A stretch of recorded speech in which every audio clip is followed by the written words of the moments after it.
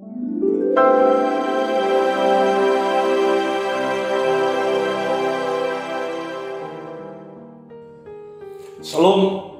Bapak Ibu terkasih di dalam nama Tuhan Yesus Kristus.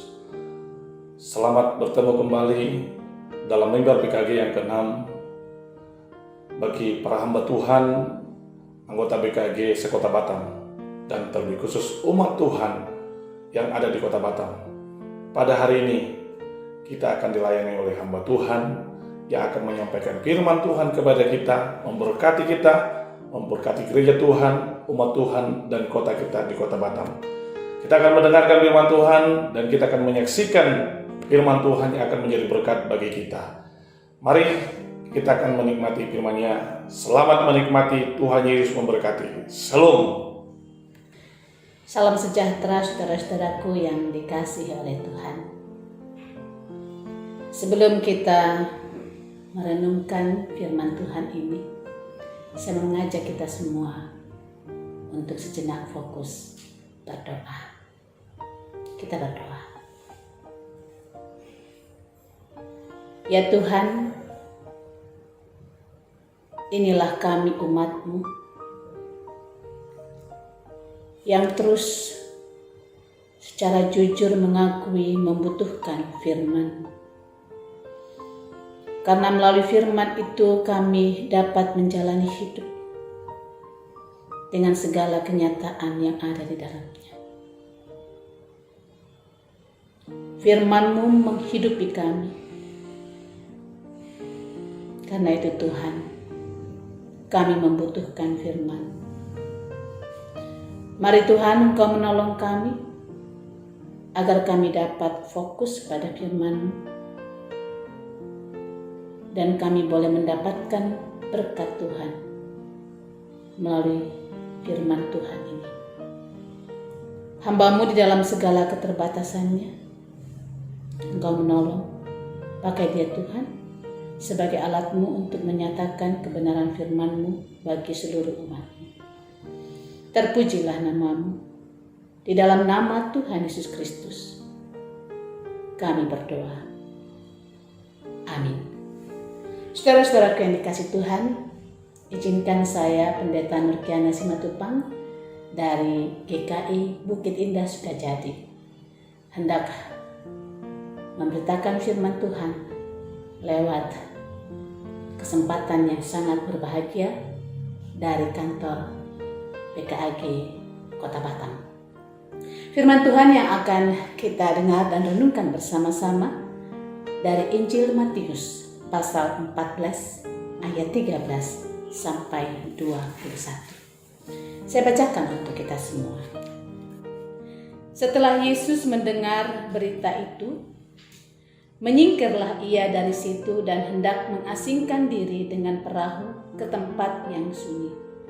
Tetapi orang banyak mendengarnya dan mengikuti dia dengan mengambil jalan darat dari kota-kota mereka. Ketika Yesus mendarat, ia melihat orang banyak yang besar jumlahnya. Maka tergeraklah hatinya oleh belas kasihan kepada mereka, dan ia menyembuhkan mereka yang sakit. Menjelang malam, murid-muridnya datang kepadanya dan berkata, "Tempat ini sunyi dan hari sudah mulai malam. Suruhlah orang banyak itu pergi supaya mereka dapat membeli makanan di desa-desa." Tetapi Yesus berkata kepada mereka, "Tidak perlu mereka pergi. Kamu harus memberi mereka makan." Jawab mereka, "Yang ada pada kami di sini hanya 5 roti dan 2 ikan." Yesus berkata, "Bawalah kemari kepadaku." Lalu disuruhnya orang banyak itu duduk di rumput, dan setelah diambilnya 5 roti dan 2 ikan itu, Yesus menengadah ke langit dan mengucap berkat, lalu memecah-mecahkan roti itu dan memberikannya kepada murid-muridnya. Lalu murid-muridnya membagi-bagikannya kepada orang banyak. Dan mereka semuanya makan sampai kenyang. Kemudian orang mengumpulkan potongan-potongan roti yang sisa, 12 bakul penuh. Yang ikut makan kira-kira 5.000 laki-laki, tidak termasuk perempuan dan anak-anak. Saudaraku yang dikasihi Tuhan, saudaraku yang berbahagia, saya katakan saudara-saudara berbahagia karena saya percaya bahwa Tuhan yang telah berkorban untuk keselamatan, untuk kehidupan yang kekal bagi kita, Ia adalah Tuhan yang mengasihi kita. Dan Ia tetap mengasihi kita sampai kapanpun. Kasih-Nya tidak pernah bergeser oleh karena situasi dan perubahan zaman. Percayalah akan hal itu. Saudara-saudara, apa dan bagaimana perasaan dan keadaan saudara saat ini, saat menghadapi keadaan yang sulit ini? Saudara, untuk segala keadaan dan perasaan yang sedang dirasakan dan dialami saat ini di tempat masing-masing, karena semua persoalan yang sedang dihadapi bukan saja persoalan COVID-19, mungkin saudara sedang merasakan duka yang begitu mendalam. Karena saudara baru saja kehilangan seorang atau sesuatu yang saudara sayangi, yang berharga. Atau saudara sedang merasakan saat ini kelelahan yang berat. Yang saya maksud di sini saudara-saudara, bukan sekedar lelah fisik, melainkan juga lelah mental. Mungkin saudara sedang memperjuangkan sesuatu, tetapi tampaknya ada orang-orang yang tidak menghargai perjuangan saudara. Atau mungkin saudara lelah karena pekerjaan yang sepertinya tidak ada habisnya. Sudah harus memikirkan ekonomi yang sulit. Kita juga harus memikirkan mendampingi anak-anak yang harus sekolah dari rumah. Saudaraku yang dikasihi Tuhan, mungkin saudara-saudara sedang mengalami banyak persoalan saat ini. Saudaraku, saat keadaan seperti itu terjadi, apa yang ingin saudara lakukan? Mungkin saudara-saudara ingin menyendiri, tidak ingin diganggu oleh siapapun, ingin memulihkan diri, mengumpulkan energi, menyingkir sebentar dari problematika kehidupan sehari-hari. Ingin punya waktu pribadi yang tidak diganggu oleh siapapun, bahkan untuk pelayanan atau yang bernuansa gerejawi atau kerohanian, tidak ingin melakukannya. Kalau ada yang mengganggu kita, mungkin kita dengan mudah menjadi marah karena kita sedang sensitif. Kita mudah mengeluarkan kata-kata yang tidak tepat. Saudaraku yang dikasihi Tuhan, bagaimanapun keadaan kita saat ini, pertama-tama saudara-saudara dari kantor BKAG Batam ini, saya mau mengatakan kepada kita, mari kita bersyukur. Kita patut bersyukur sebab hari ini kepada kita kembali kisah keajaiban dari Injil Tuhan Yesus diperdengarkan kepada kita semua. Itu yang pertama. Yang kedua, saudara-saudara, mari kita masuki perenungan keajaiban Injil Tuhan Yesus hari ini. Saudara-saudara, kalau kita membaca kisah Injil ini, seringkali kita langsung memberikan perhatian pada kisah mujizat 5 roti dan 2 ikan yang dapat memberi makan 5.000 orang lebih, bahkan berlebih. Dan kita katakan itu adalah mujizat. Betul saudara-saudara, itu adalah mujizat. Tapi sebelum masuk ke peristiwa mujizat ini, saudara-saudara, saya mau mengajak kita semua mundur sedikit ke bagian awal dari kisah mujizat ini. Injil Matius 14 ayat 13 mengawali kisah ajaib ini demikian. Setelah Yesus mendengar berita itu, menyingkirlah ia dari situ dan hendak mengasingkan diri dengan perahu ke tempat yang sunyi. Berita apa yang didengar? Rupa-rupanya saudara-saudara, Tuhan Yesus baru saja mendengar berita kematian Yohanes Pembaptis, sepupunya itu. Yohanes mati dengan cara yang tragis, dipenggal kepalanya hanya untuk memenuhi hutang janji Herodes terhadap anak perempuan Herodias. Padahal semua yang Yohanes lakukan adalah menyatakan kebenaran, membuka jalan bagi Mesias yang adalah Tuhan Yesus Kristus sendiri. Jadi saudara-saudara yang dikasih Tuhan, bayangkan betapa dalamnya duka Tuhan Yesus saat itu. Kematian Yohanes Pembaptis bukan hanya membawa duka, melainkan juga pesan terselip di dalamnya, yaitu perlawanan terhadap kebenaran. Perlawanan juga terhadap Tuhan Yesus. Karena itu saudara yang dikasih Tuhan, kita bisa memahami sekali jika Tuhan Yesus hanya ingin menyendiri saat itu. Tapi apa yang terjadi saudara-saudara? Orang banyak ternyata mengikuti dia. Mereka sudah menanti Tuhan Yesus, bahkan orang sakit sudah menanti Tuhan Yesus untuk menyaksikan reaksi dan aksi penyembuhan dari Tuhan Yesus untuk mereka.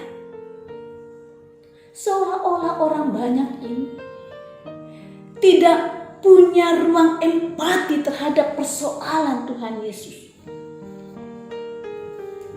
Saudaraku yang dikasih Tuhan, yang mengherankan adalah dalam kondisi seperti itu pun Tuhan Yesus memilih untuk tetap melayani orang banyak dengan segenap kekuatan yang tersisa. Saudara-saudara, saya membayangkan mungkin pada waktu itu mata Tuhan Yesus merah dan sedih, wajahnya pucat dan lesu, menahan duka, rasa sakit dan lelah yang luar biasa. Kondisinya tidak 100% baik. Dia sendiri butuh kekuatan. Tetapi saudara-saudara, di tengah-tengah keterbatasannya itu, Tuhan Yesus tetap menjalankan tugas panggilannya. Empatinya kepada persoalan orang banyak tetap berjalan. Bahkan Tuhan Yesus juga menolong mereka untuk hal-hal yang tidak kelihatan oleh mata.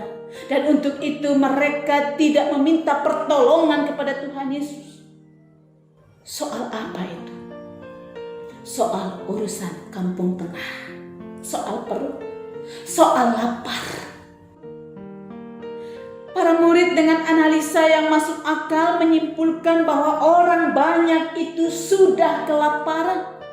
Dan karena hari sudah malam dan tempat itu sunyi, saya bayangkan saudara-saudara, mungkin yang dipikirkan oleh para murid adalah kalau mereka tidak segera mencari makanan, bisa muncul masalah yang baru lagi.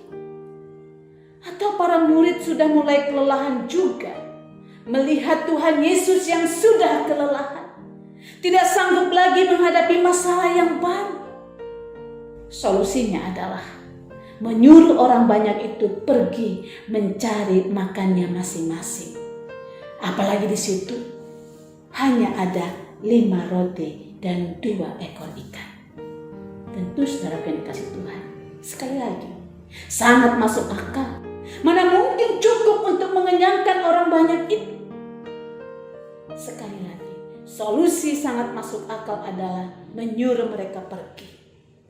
Ini solusi meminimalisasi atau meniadakan masalah yang baru. Saudaraku yang dikasihi Tuhan, untuk segala sesuatu yang sangat masuk akal, siapa yang bisa membantahnya? Tetapi apa yang dikatakan oleh Tuhan Yesus? Tuhan Yesus berkata, tidak perlu mereka pergi, kamu harus memberi mereka makan. Tuhan Yesus memerintahkan para murid untuk memberi mereka makan. Tuhan Yesus meminta agar para murid turut ambil bagian dalam persoalan orang banyak itu. Mungkin juga harus ikut ambil bagian, langsung melakukan apa yang dibutuhkan oleh orang banyak, meskipun dalam keadaan terbatas, hanya 5 roti dan 2 ekor ikan. Saudara yang dikasihi Tuhan, perenungan kita saat ini, bagaimana bisa seorang manusia membutuhkan penghiburan, justru memberikan penghiburan bagi orang lain? Bagaimana bisa seorang yang sedang kelelahan menguatkan orang lain? Bagaimana bisa seseorang yang memiliki persediaan yang terbatas dapat berbagi dan malah ikut mengenyangkan orang lain?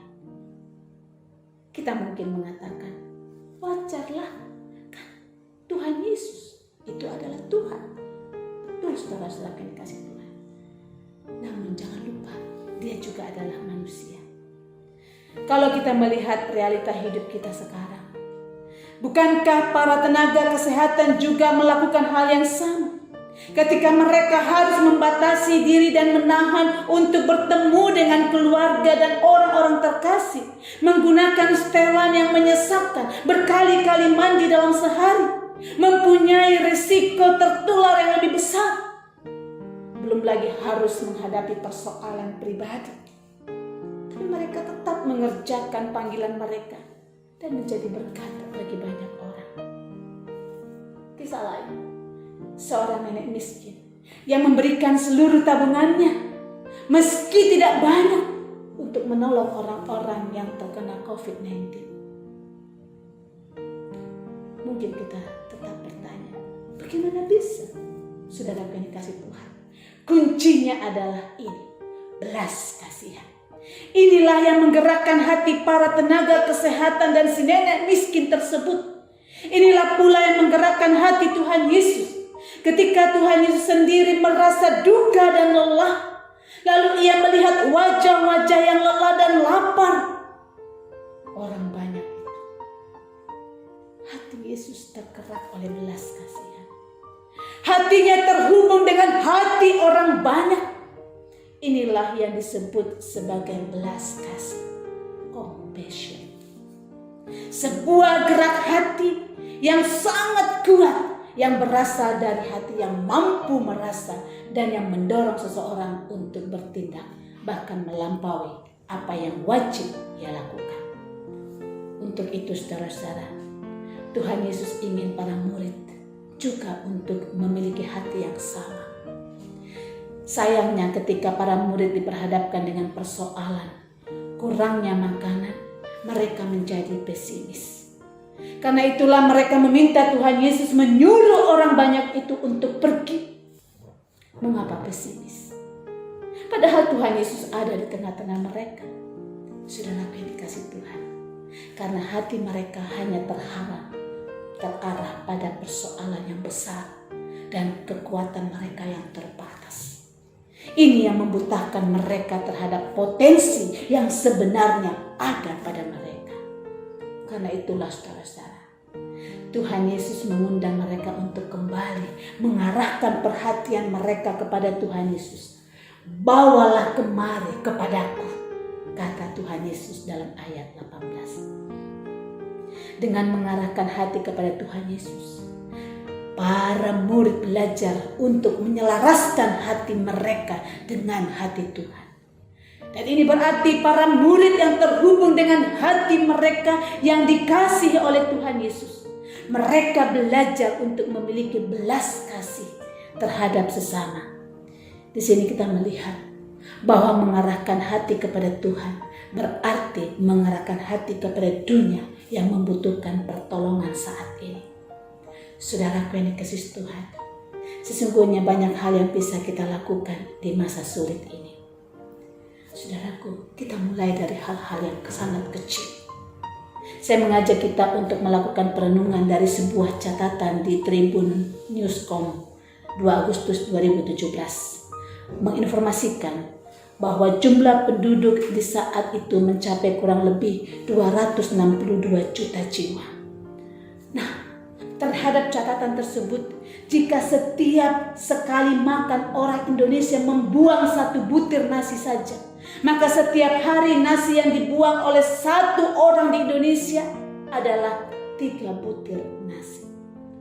Atau jumlah yang dibuang oleh masyarakat Indonesia paling tidak dalam sehari ada 3 butir nasi kali 262 juta jiwa. Artinya 736 juta butir nasi yang terbuang setiap hari. Ini paling sedikit, saudara. Benarkah kita hanya membuang 1 butir nasi saat kita makan? Artinya, saudaraku yang dikasih Tuhan, ternyata ada banyak pemborosan dan tindakan sia-sia yang rutin kita lakukan, sementara kita terkadang tidak menyadarinya.